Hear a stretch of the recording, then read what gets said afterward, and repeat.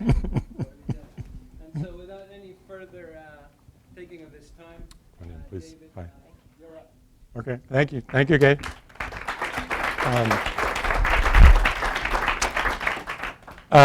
First of all, a couple of qualifiers, caveats. This, first of all, is a tutorial. There is no original content in it that I can claim credit for. I am a plagiarizer and a shameless one. I have taken material from many different sources, and what I hope to do is really to be your navigator, to walk you through what I have, and I'm sure a lot of you have found, is just an enormous amount of data, activity, and things that are going on. And one of the, I mean, I did this for multiple reasons. One is because I thought others would be interested, but two, I've had a conviction for a while that things are really not as bad as they first appear to be. If you just focus on what's going on in Washington or even in Sacramento, you could come to some rather pessimistic conclusions. But I was actually quite heartened to find that there are a lot of really interesting things happening at different levels. And that's what I want to do with you today, is just to walk through some of these. Could we get the lights down a little bit? Let's see. Where did we do that? Oh, Whitney's got them.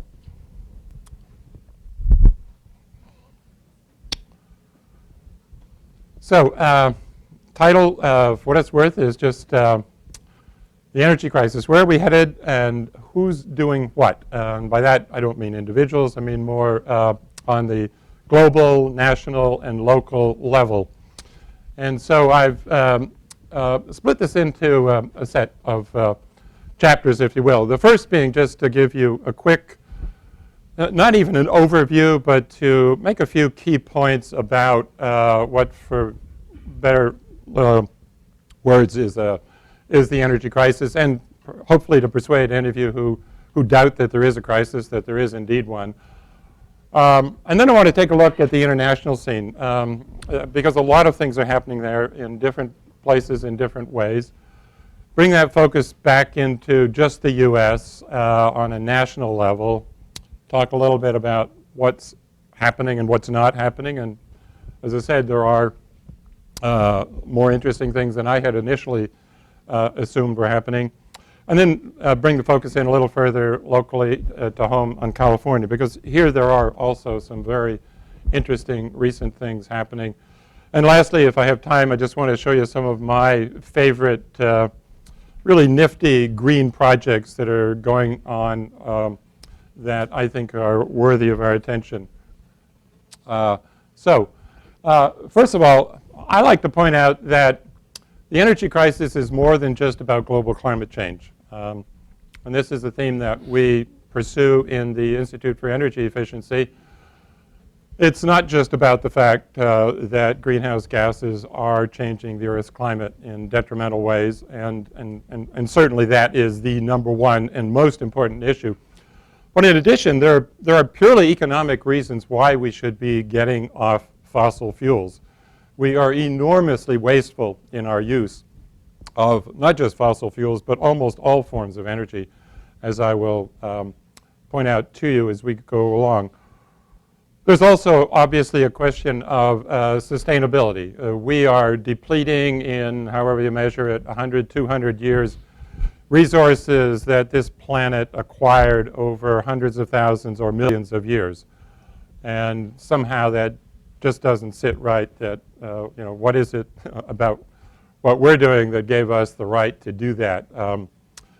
There is also a security issue, especially a national security issue, arising primarily from the fact that our excessive dependence on imported oil and to a certain extent gas, although much less so with gas, it poses a risk, especially given that we're importing from some countries that we wouldn't exactly call our best friends.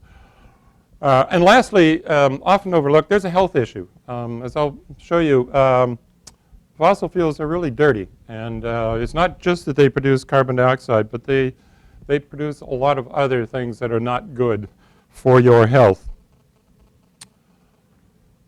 A little history, and this comes from a cute article back in 1971 in Scientific American.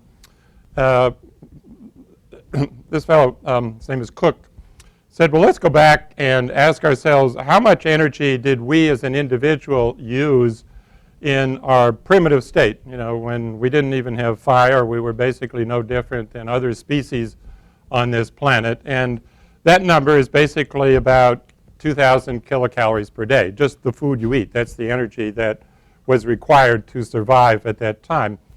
And then as we evolved, we developed hunting, and we needed a few tools to do that. And primitive agriculture, we needed to expend some energy for that. More advanced agriculture, et cetera, into the industrial era and ultimately the technological era, our appetite for energy just exploded, truly exploded. In fact, in the US today, the per capita consumption, each of us as an individual, on average, utilizes about 100 times the energy that primitive man did, and primitive woman. That's just, I think, just an interesting thing to keep in perspective. We, of course, do a lot of things with all that energy. We, and a lot of it's terrific, but as I'll soon point out to you, a lot of it's also wasted. And the evolution of our growth in energy use, of course, is kind of fun to look at, too. I don't know if you can all see the bottom scale here. The Industrial Revolution started down around here in the, the third quarter of the 1870s, of the 19th century was really starting to take off. Previously, wood, this green band, was the principal source of energy. And we began to then deploy coal, oil, and gas. And also, as time evolved, we added nuclear, hydro, and others. The renewables don't show on this scale because they are still extremely tiny. We'll get to that in a moment. And of course, if you, this is not the same scale, but if you compare the carbon dioxide in the atmosphere, you see, and this comes from David Mackay's book. Those of you who are familiar with it, I'm sure, looked at this. If you haven't, I certainly urge you to read his book. It's an absolutely wonderful exposition of this topic.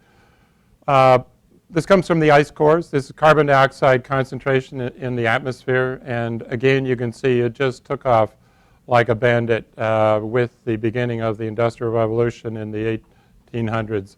This is just a closer look with the seasonal variations. Now, oil, first of all, as I said, we import today actually in excess of 60% of our oil, which most of you probably know. We only produce about 8% of the oil that's produced around the world. And what's even more important is that of the remaining oil reserves, at least as they are conservatively estimated today, and that's a tough number to get at, the U.S. actually has only about 2% of those reserves on our lands and off the coast. That's really a very small number. When you look at coal, you have a very different story, and it is really interesting because the U.S. has an enormous reserve of coal. We have more than 25% of the world's coal reserves. And it's cheap, and it's readily accessible, and we're using it. In fact, if you look at what other countries are doing, we're in an unusually good circumstance with regard to coal, good or bad, depending on how you look at it. We use roughly 1 gigaton of coal per year. And at our current rate, if you just assume a constant utilization of coal, that would last us, the estimates are roughly a couple of 100 years. China is gobbling up coal at an even faster rate than we are, more than twice. But its reserves are actually quite a bit less, and it will, by this estimate, probably deplete those within about 40 years, which is a major issue for China and accounts for a lot of their recent investments in alternatives.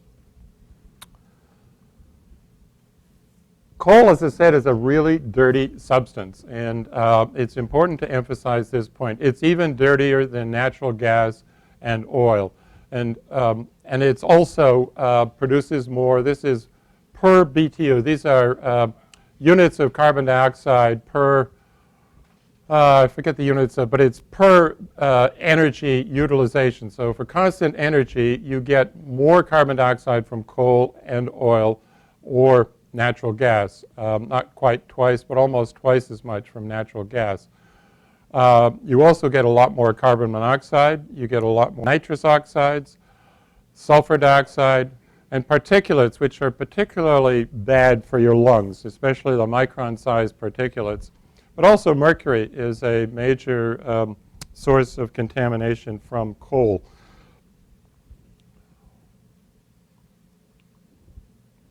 This is a chart that a lot of you may have seen before. It's a little busy, but I want to take some time to walk you through it because for me, and I hope for you, it really does bring into focus not only the nature of the energy crisis, but the enormous challenge we face in moving away from fossil fuels to alternatives. This is data from the Lawrence Livermore National Lab. They do this every year, and I don't have it here, but I could show you the one for 1950, and it's kind of fun to look at. It's somewhat the same, except we're actually wasting more energy today. We're not only using more, but we're wasting a greater percentage of it today. So what we have here on the left are sources of energy, and these are measured in units of quads, which is a quadrillion BTU. You don't even have to think about what that is. Just forget that, okay? Think of this. Roughly in 2007, the U.S. used roughly 100 quads. So you can take all these numbers and look at them as percentages to a first order, okay? And when we look at the sources, of course, the renewables, which are up top here, except for nuclear, and some don't like to call nuclear a renewable. We just overlook that for the moment. But they're really tiny, except for nuclear. About 8% of our electricity is generated by nuclear, but the vast majority comes from coal and from natural gas. And only, what's important is that only about 35% of the incoming energy to a typical power plant, especially if it's coal-driven, actually comes out as useful electrical energy. The rest is wasted mostly as heat. The second big challenge is transportation. In fact, between transportation and electricity, you've got about 70% of the total energy consumed in the United States. And of course, transportation is almost entirely dependent on oil. Those are the things that we've got to fix, in addition, of course, to residential, commercial, and other industrial applications. But these are the two biggies.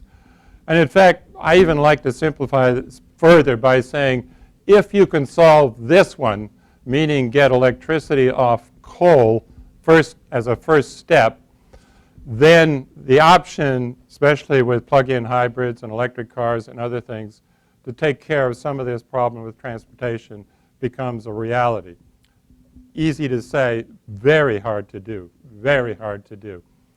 But this graph really I like for the reason that it gives you this picture of where the energy is coming from, what we do with it and use it, and how much is wasted, and how much is actually used for good purposes. And these ratios you can see.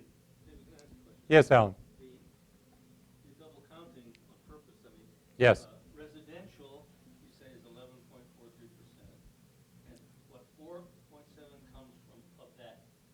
Yeah, from Almost half of that. Whatever. yeah, from electric, sure. And I can't follow it. Where's the rest of it? In residential, Yeah. the rest is natural gas. That's mostly for heating. And there's a little bit of petroleum, oil for heating as well. And that's it. I see. That's Yeah. divided up in each one. Yeah. And residential is actually moderately efficient. But by this graph, and these are roughly in proportion to the amounts used, these thicknesses. But overall, what's the key point here is that more than half the energy that we consume is not useful energy, that is not directed at the purpose intended. So Let's then take a look, jump for a moment. That's as much as I wanted to say about some of the key points having to do with the nature of the crisis. Let's take a look globally at what's going on in a few instances, just to get a feeling for, again, some of the opportunities and especially some of the challenges. This is data from a recent National Academy of Science report that came out this year, which is really a wonderful overview of a lot of these issues, called America's Energy Future. And what we have here are three plots. First of all, national. That is total carbon dioxide emissions per country. And the U.S. is no longer the lead, if you will, or the worst. China, as of a few years ago, exceeded the U.S. in terms of total carbon dioxide emissions and is increasing at a more dramatic rate than the U.S. Because of the growth in its economy. When you look, however, on a per capita basis, you get a very different picture. The U.S. stands out, and also, as Guy and Martin would be happy to know, Canada as well. Most of our European colleagues are about half of what we do. Japan, India is way down here, and China's way down here. If you look at cumulative, that is historical added emissions since 1899, and Russia's not on here because it's just very hard to estimate, the U.S. again stands out. And this, of course, is why the discussions in Copenhagen last December were so problematic, because the U.S. went in with this in their portfolio, and China went in with this. And you can see the obvious disconnect. It's also very interesting to look at the investments by country. And this is investments from all sources, but not R&D. I'm going to show you a little bit about R&D in a moment on a per country basis. China is well out front in terms of current investments in renewables. This is a set of renewable energy investments. And China is, in fact, Jim, I think I saw you here in the audience somewhere. Did I? Is Jim Dilson here? I thought I saw Jim walk in. You are. Great. China is making major investments in wind, but also in solar and in other renewables. We are also making investments, but on a per capita basis, we're probably making more than China is. But in terms of total investments, and certainly as a percentage of our GDP, we are way behind China in that regard. There are some other interesting points here. Spain is making major investments, especially in solar, and this is mostly solar thermal. In fact, Spain just last month commissioned the very first solar thermal facility. I think it's a 90 megawatt facility that uses molten salt as the heating substance. That is, the sun heats through a series of dishes and reflectors. Salt melts it, and the advantage of that is that you can then store that salt so that you have the opportunity to use the energy extracted by running steam turbines after the sun has gone down. And it's a shame that Spain's economy is in such a mess, because that is probably going to really set them back. Germany, as we all know, is making major investments in solar, and has for some time had a feed-in tariff facility, which has provided an enormous incentive for both individual and small businesses, as well as large. In fact, I was reading a report recently that showed that they're cutting it back now because the price of electricity is getting out of hand and people are complaining. But a few years ago, you could get about 5 times retail for energy that you generated by your own solar facility. They were offering typically about 50 to 60 cents a kilowatt hour, which is really quite a remarkable incentive. But Germany has been very, very aggressive in that regard.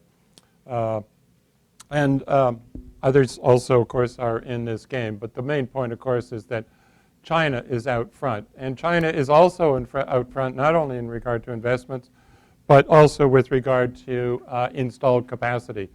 And the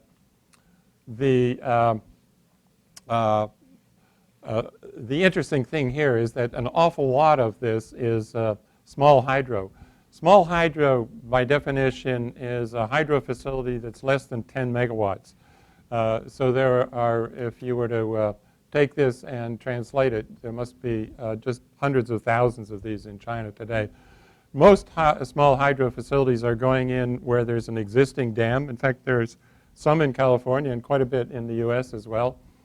And it's proving to be a useful way to tap into existing hydroelectric potential capacity. Germany, of course, has a lot of installed capacity in wind, and Spain as well, as is true of the rest of Europe. But again, China is the leader and moving aggressively ahead. I don't have data to show you, but if you look at the rates of increase, it's really substantial.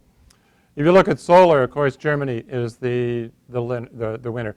And I should add that the scale here, when we're looking at installed capacities, these three, wind, biomass, and small hydro, are on a different scale than these three renewables. There's about a factor of 10 here. So Germany, although the leader, is only putting about a tenth of what China is, for example, in terms of total renewables. But nevertheless, a major commitment, more than is the United States. And someone would have to help me. The ratio of the two economies is probably a factor of about 4, I think, or something, or about. Charlie, maybe you know that, do you? Population is more like 3? Okay, fine. But these are important and issues of major concern. Stimulus funding, well, we had a bigger recession, so we put more money in, and we did come out a winner there in terms of the amount of money going into stimulus funding. And this is just stimulus funding for renewable energy. Again, this comes from a report which and I'll give you a list of references at the end, but this one by the Pew Foundation, Who's Winning the Clean Energy Race, which just came out a couple of months ago, is really quite an excellent one in terms of giving you a perspective of what different countries are doing in different areas. And even here, China is not sleeping. They are moving aggressively. R&D spending is we like to pride ourselves in the fact that the U.S. is the R&D leader in developing new technology, but the reality is that when you measure it as a percent of GDP, in this case, and this applies just to renewables, and I have to say this data is only as good as 2008. It looks quite a bit better in 2009, but it's still remarkable that we are not doing nearly as much as some of our other colleagues are as a percent of GDP. And that really should be the metric that we use in terms of gauging what's an appropriate measure. In fact, when we get into the US perspective, I'll show you something that will elaborate on that point. But first, this is kind of fun. This is a program that is based at Purdue University called the Vulcan program, and what they do is they track the carbon dioxide emissions by state. And in this case, this map shows you CO2 emissions per capita for each state. And it's fascinating. The size of these circles is in proportion to the total CO2 emissions per person. And the pie is allocated according to electricity, industrial, transport, commercial, and residential sectors. And this pops out right away. It's a little bit unfair because Wyoming does a lot of coal-generated electricity and sends it to other states, including California. But it nevertheless is very heavily dependent on coal. Even for this big red chunk is residential for heating. And California, you'll notice this might be a little hard to see, but the single largest component of our CO2 emissions in California come from transportation. Not surprising. We like to drive in this state. And our electric capacity or contribution to CO2 emissions is really quite small, just this little red segment. And that's because most of the electricity in California is generated either by natural gas or by nuclear. There are two major gigawatt scale nuclear plants, and most of the rest is natural gas, which although it produces carbon dioxide emissions, as I said, it's not only cleaner, but also the CO2 emissions are about 60% of what they are for a coal-driven power plant. Over in the Northeast, you'll see that, and I'm going to show you some things about what's happening regionally over there. They've actually been doing some good work as well, even though they, like their Wyoming counterparts, live in a rather cool climate. So you can't use the cold as an excuse. The folks in Maine and New Hampshire and New Jersey are actually, they're not quite doing as well as California. And maybe this is not the right way to look at it, but it's kind of fun, I find, to see just where it's going. In terms of total emissions, Texas is the winner. It produces more, even though California has the higher population, Texas produces more carbon dioxide emissions than any other state in the Union. But they are actually doing a few things about it, not as much as is going on in California. So this is a little bit of a messy plot, but again, it's kind of fun. What this is, each of these dots or circles is a power plant, an electric power plant. And the colors are according to whether they're coal, oil, natural gas. The gray ones are coal. And as you can see, there's no coal-fired power plants showing up of any significance in California. These are the two nuclear power plants, one up at Morro Bay and the other down just south of LA. Lots of natural gas, lots of sprinkles of little hydro in California up in the Sierra Nevada. Nothing major, though, compared to what you've got up in Washington State in terms of big hydroelectric facilities up there. The Midwest and much of the Central West are really strongly dependent on coal. And renewables, unfortunately, don't show up significantly here because of the fact that they are not yet a significant part of the action. But I'm going to show you some things when we get to the focus on California, which are really quite encouraging in that regard. This is also very interesting. It comes from the same report, which is a plot by year. This goes way back to 1940 all the way up to 2008 of the power plants installed at the year that they were commissioned. So that this is not currently operating power plants, but for example, if you go back here to 1975, you find a mix of coal, natural gas, oil, nuclear, actually almost an equal distribution here, and of course some hydro, a small amount of hydro. Those were the plants that were brought online in 1975. What's really fascinating is in the last decade, almost all of the new electric power plants in the U.S. have been natural gas or renewables. These are the renewables showing. And this is just up to 2008. This actually begins to look even better in 2009 and 2010, where you can see actually a majority of the power plants coming online now, new ones that is, are renewables, which is really good news. The bad news, of course, is that these old guys here are still chugging out dirt and carbon dioxide emissions and will do so for quite a long time yet, because a good power plant can last you as many as 30 to 50 years, especially if it's maintained properly. So we've got to, even though we're on the right track in terms of what we're doing today, we still have this legacy that is enormously challenging to deal with. And that's, of course, where the efforts in carbon capture and sequestration are so important, and but yet also so difficult. David, those are numbers of plants. It's not capacity per year installed. No. This is capacity. This is in megawatts.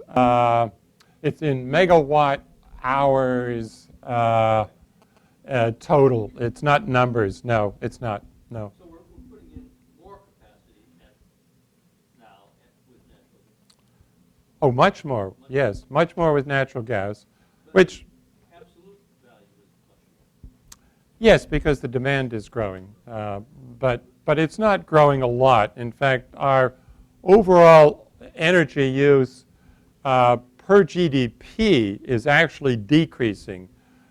Total is increasing at a few percent a year, and I'll show you some data on that when we get to talk about some of the legislation that's trying to deal with these issues.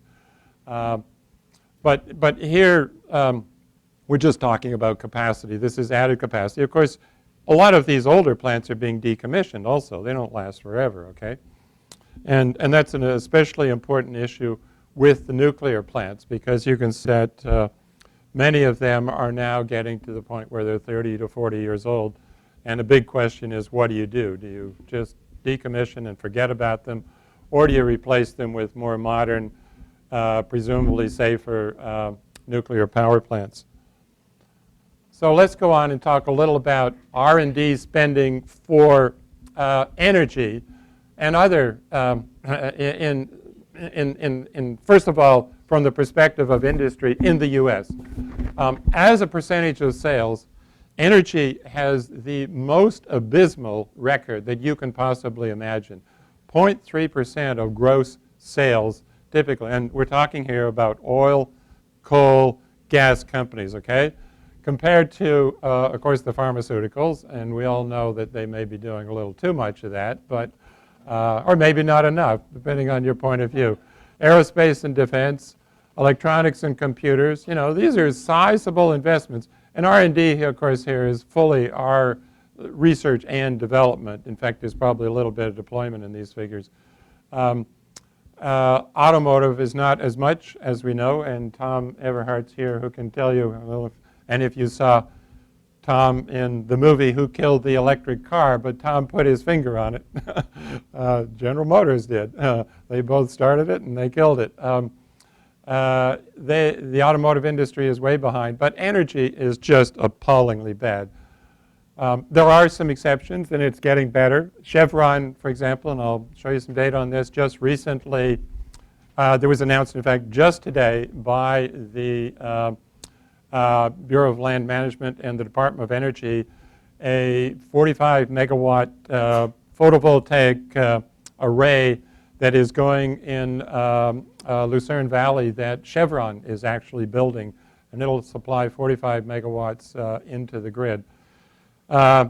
This is something I like to use to put into perspective how we spend our money in the United States, the federal budget. And it's a little dark over on this side, so I'm going to have to help you. I'm going to do a little Al Gore here and point up at this point.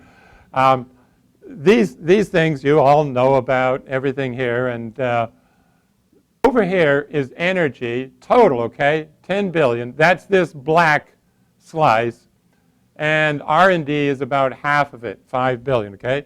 This is for the 2010 budget. It's going to look a little better next year, but it's given the magnitude of what we're dealing with, I think most of us would feel that this is a rather small amount. And one of the things that makes it a whole lot worse, I'm going to rub a little salt in the wound here now, is that while we are not spending nearly as much as we should on R&D in energy, we are at the same time subsidizing fossil fuels in a major way.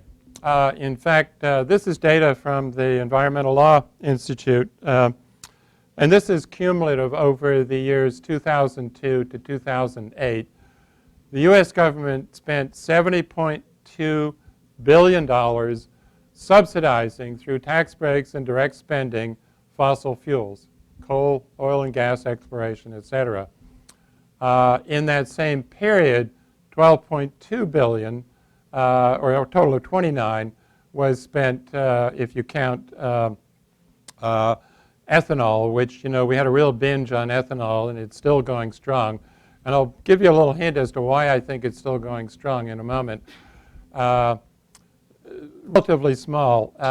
There was in Congress a representative from Vermont by the name of Sanders, an independent, neither a Democrat nor a Republican, who tried to tack onto one of the energy bills, one of those that didn't come through the House and Senate this past year, an amendment that would divert this money, this quadrant, into this quadrant. You know, we would all just love to see that happen. That amendment was thrown out so fast, you can't believe it. It was just not given anything like a hearing. So let's get in a little bit to the question of what's happening, or what didn't happen really in Washington this year.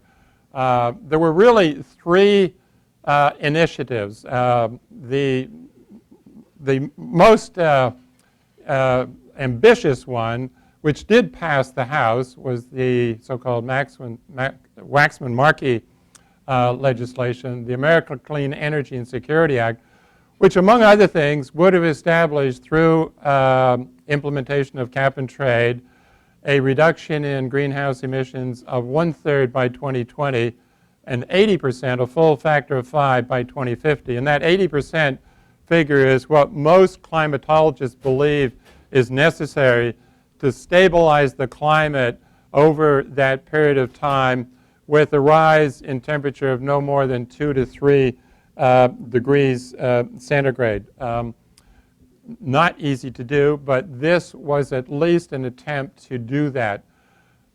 There was also an effort known as the Carbon Limits and Energy for America Renewal Act, which was much less ambitious, which didn't get out of committee. And then there was also something called the American Power Act, or the Kerry-Lieberman, which was only a draft for discussion. And all three of these, as I'm sure you know, were tabled. They didn't result in legislation that was presented to President Obama for signature. And most observers feel that the likelihood of anything coming out of this, the 111th Congress, before it finishes up, is very, very slim. Just for reference down here, this is not a piece of legislation. Business as usual, that is, if we do nothing, this is what happens. Greenhouse gas emissions will increase about 4% by 2020, 18% by 2050. And unfortunately, that seems to be the majority view now, to just follow a business as usual. And that's pretty discouraging. But there are some things that I want to point to which are encouraging. And the first is that the President did put in place an executive order that only applies to federal agencies. He has authority to do this. And it's fairly ambitious. It actually requires that 30% reduction in the use of petroleum in the vehicle fleet used by all of the federal agencies. 26% improvement in water efficiency, that's a lot. 50% recycling of waste diversion by 2015, which is very ambitious, and other measures. And the agencies also were required to develop their own standards for carbon emissions, and most have done so, and they're actually reasonably ambitious. And that's going forward in spite of the malaise in Congress. Now, shifting to the U.S. states, individual states, there's actually a much better story. It's not uniform. As I showed you from those two graphs of CO2 emissions and where the power plants lie, the country is really very, very diverse in terms of both It's utilization of fossil fuels and, of course, the corresponding carbon dioxide emissions that come out. But it turns out it's also very split in terms of actions to address these issues. Some of the states are actually moving ahead very aggressively. 29 actually have binding renewable portfolio standards. And what that means, we have one in California. What that means is that we have a standard that says that a certain amount of our energy, especially from electric power, must come from renewables by such and such a date. Now, as we'll see in a moment, that's potentially in jeopardy because of a ballot initiative, but we're not the only ones who have such renewable portfolio standards. 6 have non-binding renewable portfolio standards. That means they're just guidelines. 22 states have minimum energy efficiency standards. California has had energy efficiency standards since the 1970s, thanks largely to Art Rosenfeld, who did all the pioneering work to show that refrigerators could be made very much more efficiently. And we have a system now where most of you don't realize it, but those rebates, when you buy a refrigerator and you put it in your home and you get a rebate of $50 or something for it, it's paid for by ratepayers. All of those incentives, including the California Solar Initiative, which has to do with putting solar panels on your roof, we're paying for those. It's not coming out of the state budget. It's coming out of the ratepayers. The state made a deal with the public utilities where it said, look, we'll set it up so you can actually adjust your prices and do so in a graded way so lower income people don't have to pay as much as higher income people or higher users, really.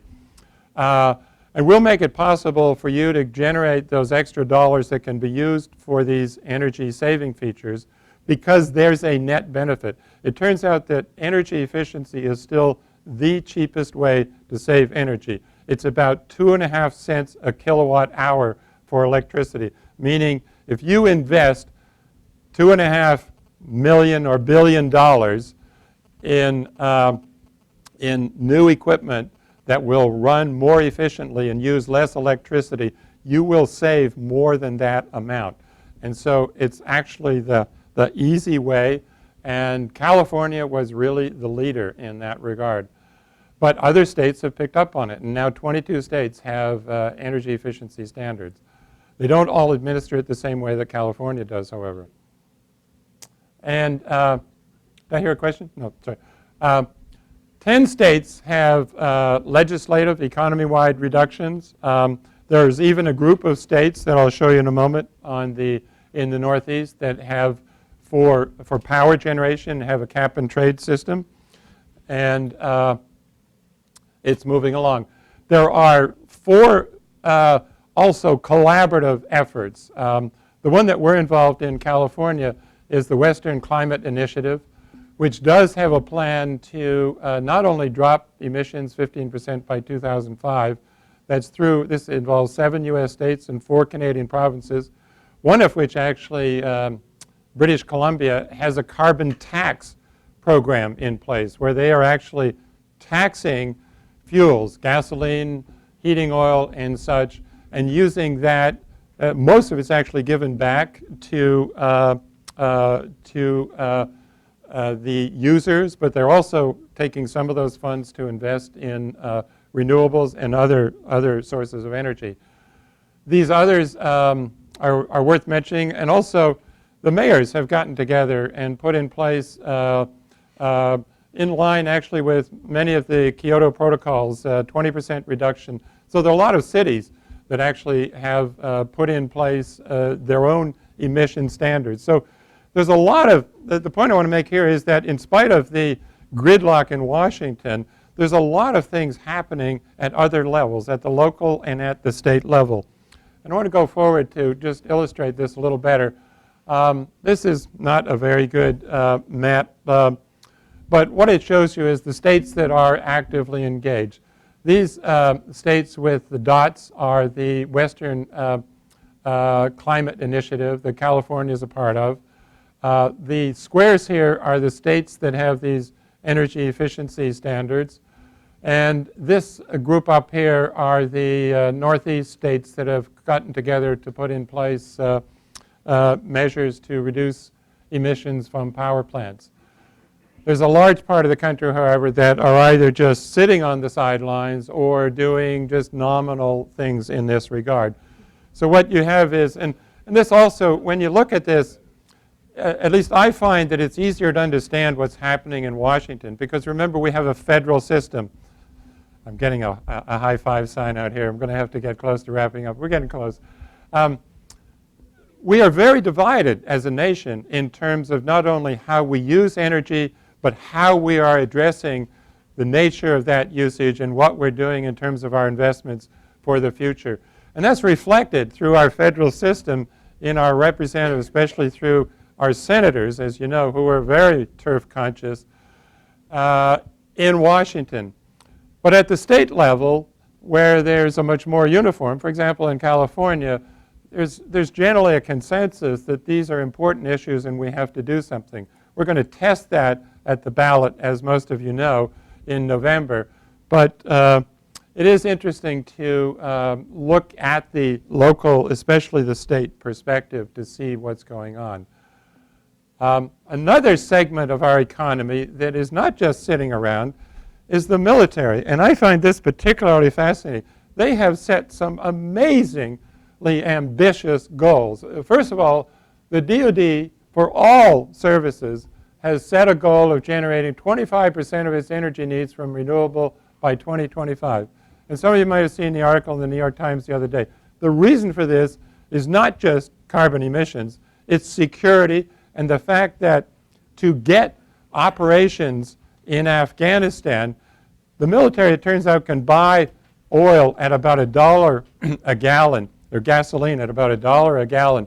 To get it to Afghanistan can cost as much as $400 a gallon. It's just prohibitively expensive. It's costly in terms of lost lives as well. And so the military is highly motivated to put in place renewable energy and to get off fossil fuels. The Navy, not to be outdone, has set an even more ambitious goal than the DoD of 50% of its power from renewable sources by 2020. That's remarkable when you think about it.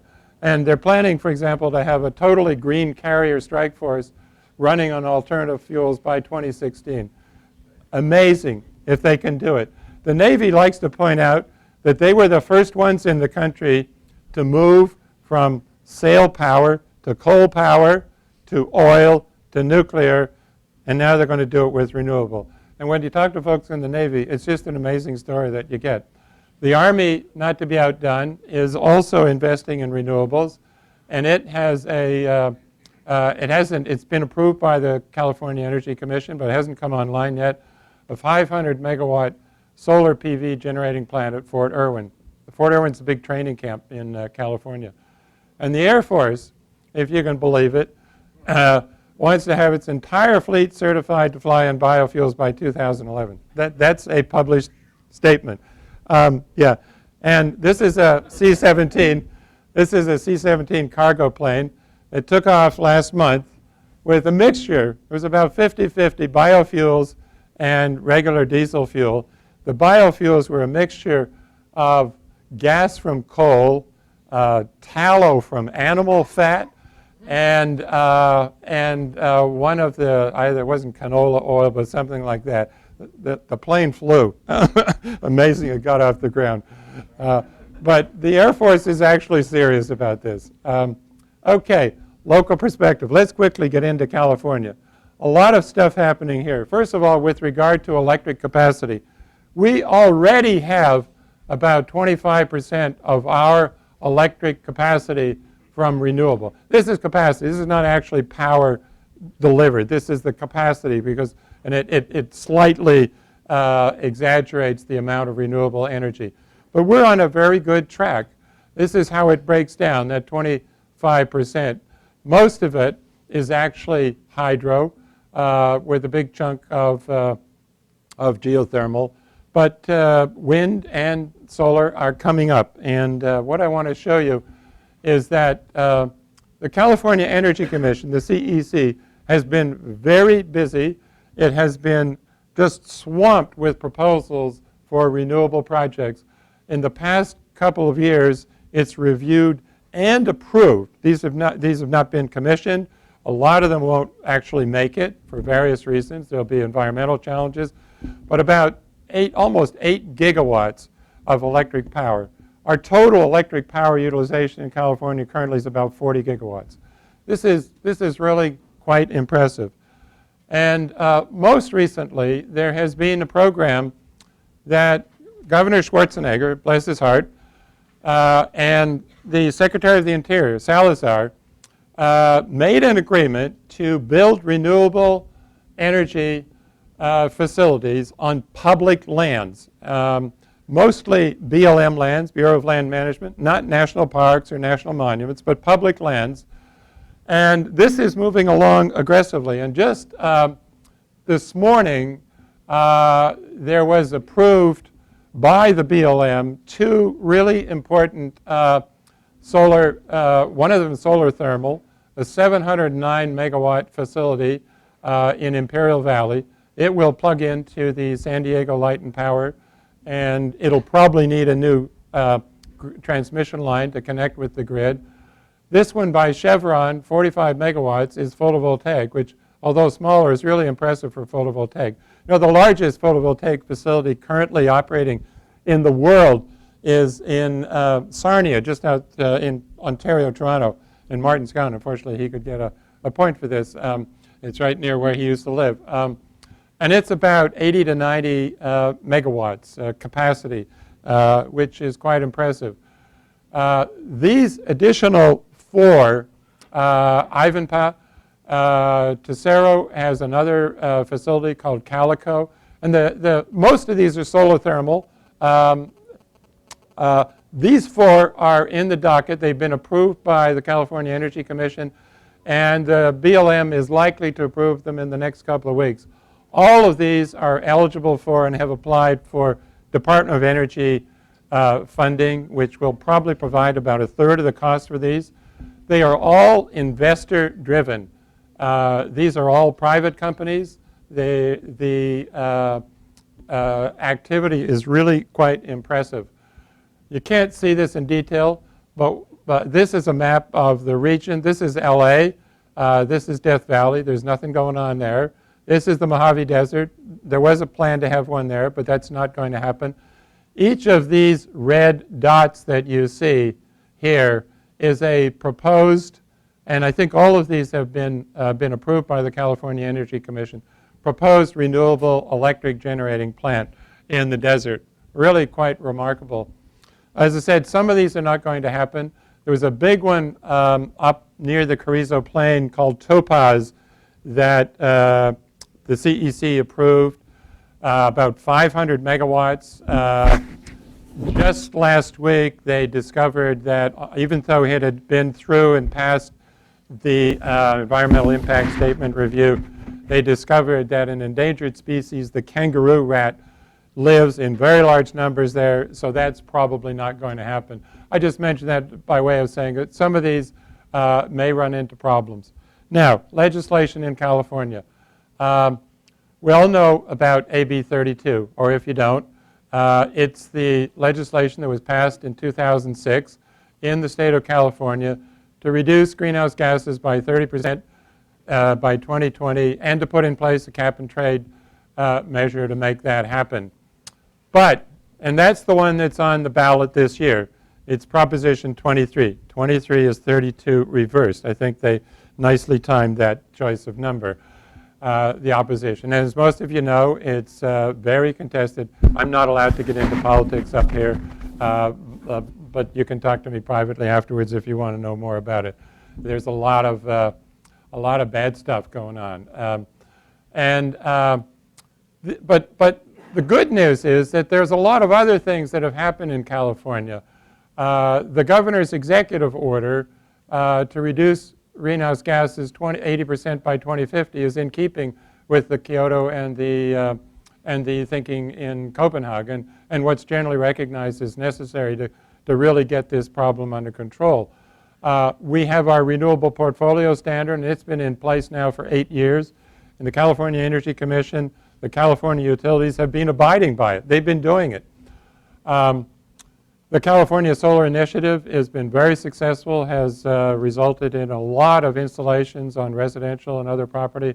The governor's executive order in 2006 is very important, and there's a lot of question here about whether, if Proposition 23 succeeds, whether it will impact these other measures. And if you want to learn more about this, what I would recommend you do is you read a really wonderful report that came out just last month by the UC Berkeley Center on Law, Energy, and the Environment. It's called California at the Crossroads. It very nicely summarizes the issues, both pro and con, of this circumstance. And what it concludes is that if Proposition 23 is approved, it's going to be enormously complex, and the winners are probably going to be the lawyers, because there will be enormous amount of confusion,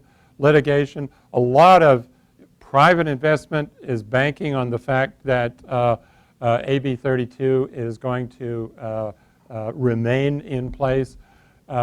It's really going to be quite disruptive on many, many levels, and not easy to implement to undo AB 32. I'm going to jump over this because that's just a summary of what. Okay, quickly, I want to show you some of my favorite projects. Two in particular. I'll cut this short because we're running out of time, and I want to. Okay, Desert Tech. No, this one first. How many of you know about Masdar? Yeah, it's remarkable. Masdar, and maybe it's so remarkable it'll never happen, but this is right next to Abu Dhabi, and the financial resources are there. This is a city about a mile square. This is a plan for a city about a mile square that will be futuristic in every regard with respect to energy.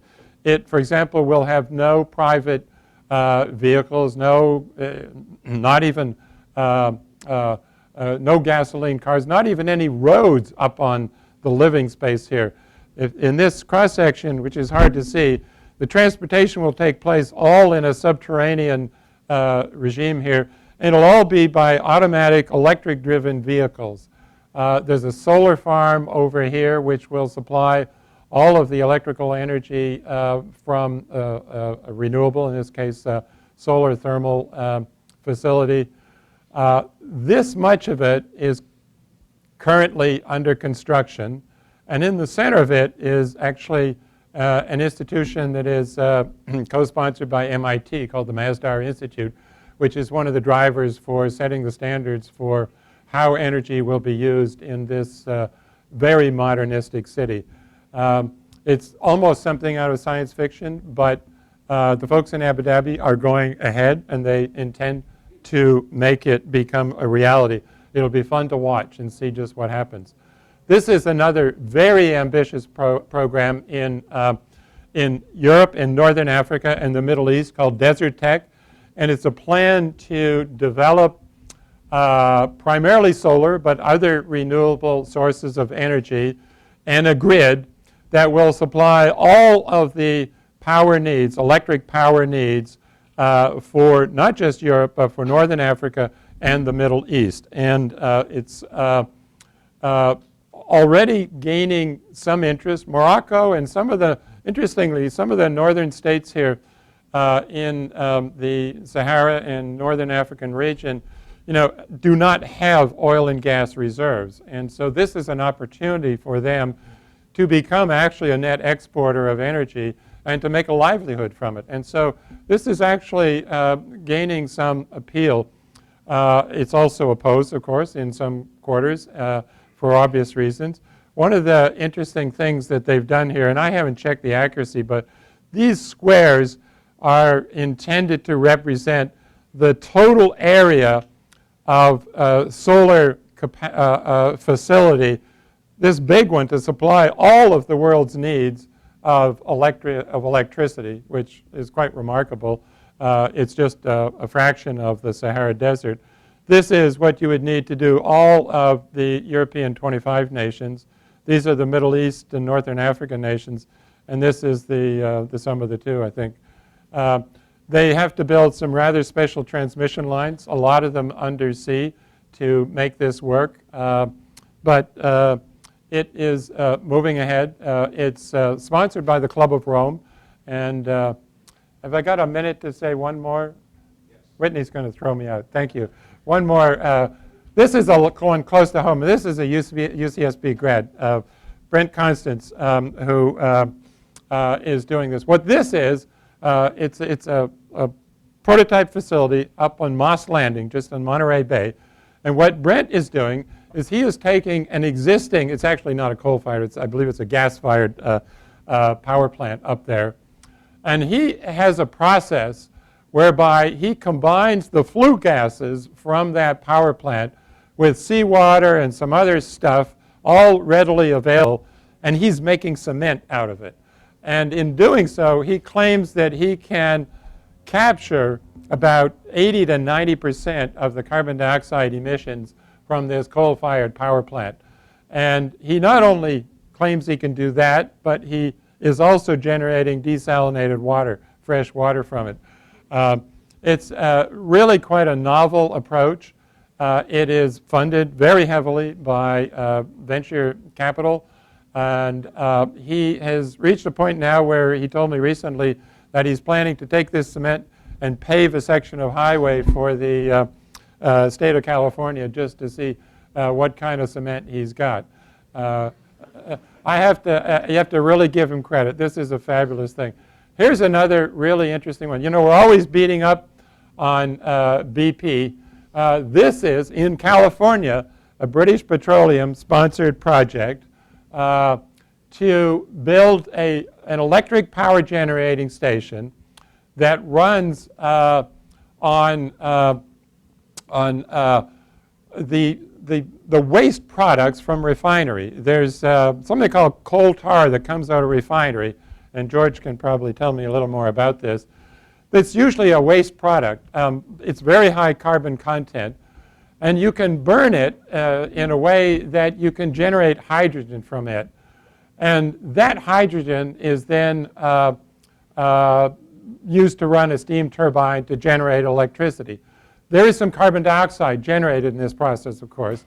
What they're doing with that carbon dioxide, and this is in the Central Valley, is they're pumping it back down into an existing oil well and using it to push up more oil from that well and also to sequester or capture the carbon dioxide. So they're making an effort to do something in California that might be useful and might just provide a source of electricity that is almost carbon emission free. These are the references that, and if any of you want these, I'd be happy to send them to you. I've, as I said, plagiarized a lot of this material, so unfortunately I can't give you copies of this. Fair use permits me to do a single viewing for personal use, but I'd be happy to send any of you. All of the material I've covered are captured in most of these articles, and they're all within the last year, many of them just within the past month or two, summarizing some of these issues. So I'm going to stop there and be happy to entertain any questions you might have.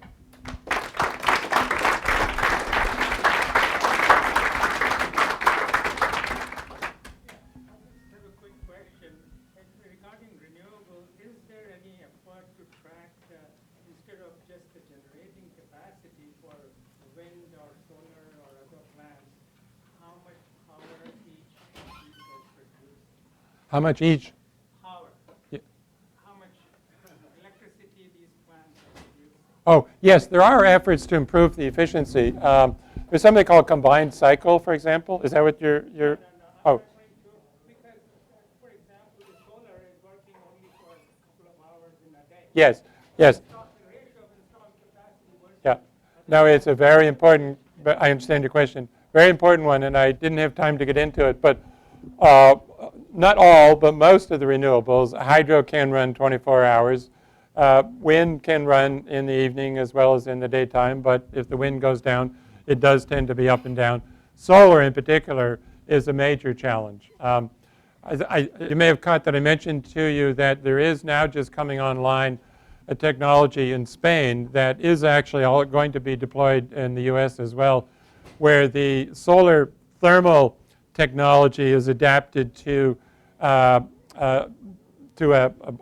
molten salt feature whereby it can be stored and used to generate electricity after the sun goes down. It'll be interesting to see how this facility in Spain as a prototype works. But that is a big issue. Yes?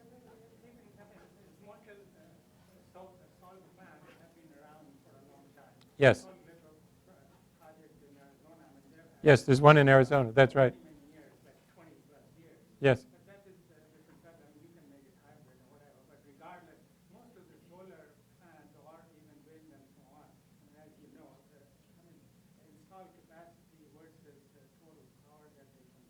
That's right.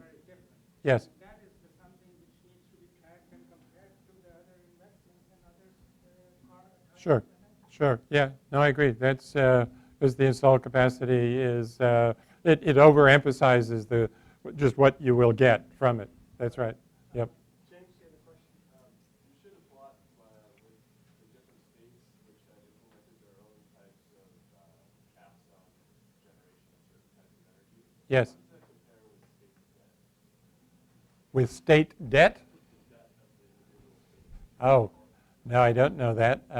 Most states have a law that they cannot, a law that they cannot run a deficit, but most also have a very high debt.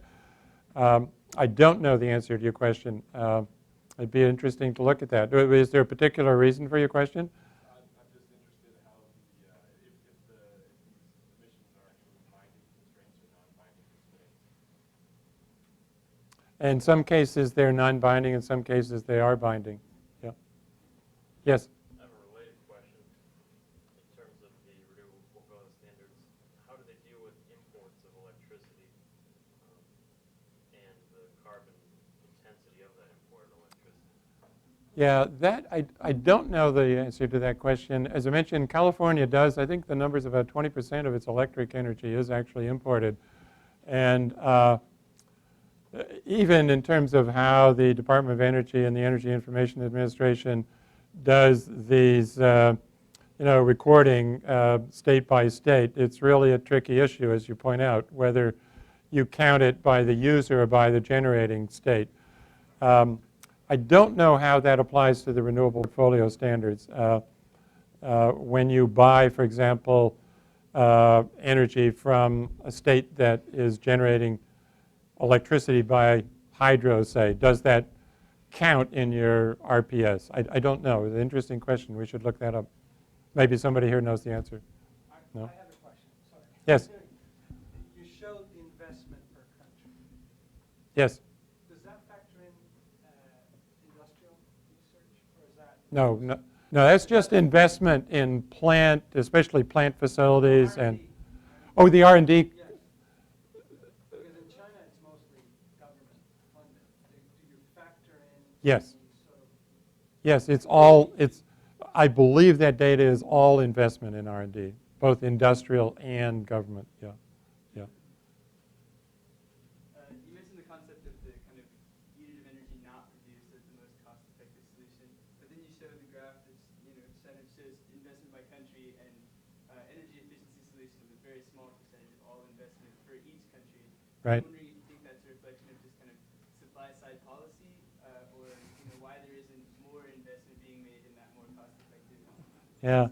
I wish I knew the answer to that. It's one that we struggle with in the Institute for Energy Efficiency, and a lot of others do as well, because I think the answer in part lies in that if you take the California example, for example, where we have made major investments in energy efficiency, that required a really very special arrangement between the state and what are private companies, the investor-owned utilities. I mean, Southern California Edison and PG&E and San Diego Light and Power are privately owned. They are not, and they are for-profit enterprises. They're not, they're out there to make money.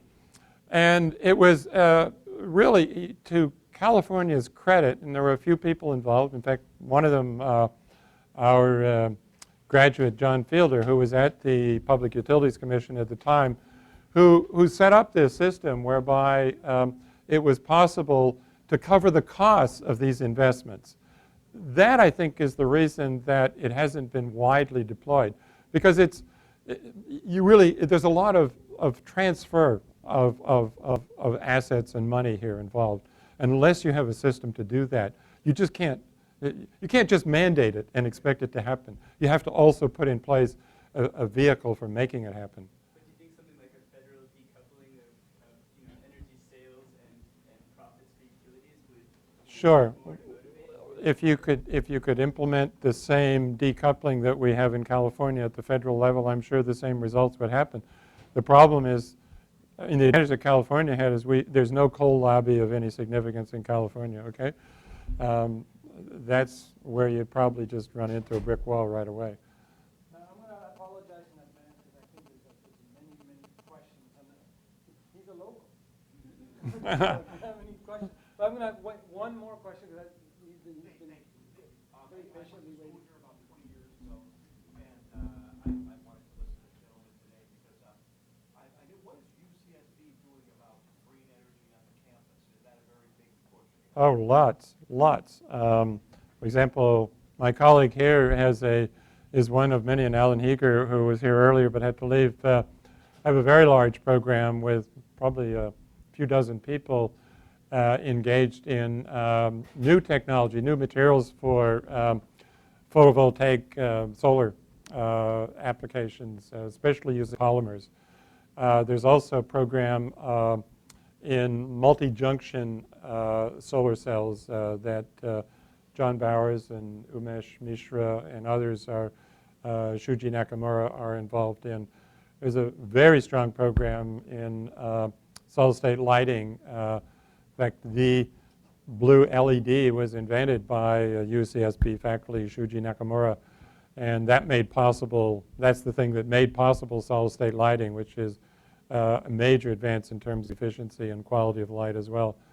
There are a lot of things. There's a big program in thermoelectrics, converting heat directly to electricity in solid-state devices. Yeah, bio-inspired materials. There's lots going on. This is, and a lot of it's based on the expertise here in material science. And for those of you who didn't see it, this UCSB was ranked #1 in the country just last week by the National Research Council in material science. And it's out of that, absolutely. It's out of that material science strength that has come a lot of the activity in renewables.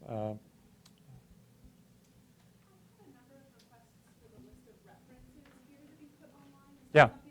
Yeah, sure, absolutely. Yep. So again, David's here. I'm sure he would be more than glad to speak to anyone and all of you. He can be easily reached via Whitney. And I'd like to thank him once again for a wonderful presentation.